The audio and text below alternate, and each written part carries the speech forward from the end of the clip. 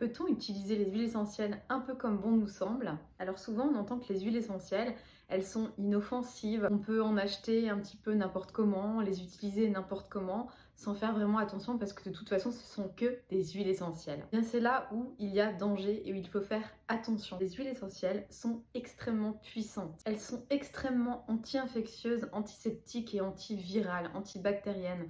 Ce sont les seules alternatives aux antibiotiques. Donc vous vous en doutez, elles sont puissantes, elles ont une énorme capacité pour soigner le corps, elles peuvent être responsables d'effets secondaires et il y a un seuil toxique bien sûr à ne pas dépasser. Savez-vous qu'il suffit d'1 gramme de lavande pour devenir somnolent? Il suffit de 2 grammes d'huile essentielle d'hysope pour faire une crise d'épilepsie. Ou encore il suffit de seulement 2 petites cuillères à café d'huile essentielle de sauge pour qu'elle soit fatale à son consommateur. Et pourtant, dans l'inconscient collectif, elle reste toujours comme des outils thérapeutiques que l'on peut utiliser un peu à tort et à travers.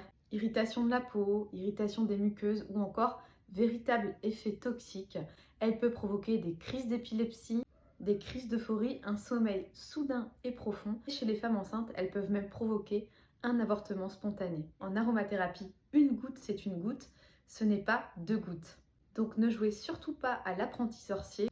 Respectez bien la posologie et attention là où vous trouvez les informations parce que parfois on peut trouver un peu tout et n'importe quoi sur internet. Donc moi je vous conseille soit de consulter un aromathérapeute, un naturopathe ou encore de vous munir d'un livre sur les huiles essentielles. Moi vous voyez par exemple j'ai la Bible des huiles essentielles.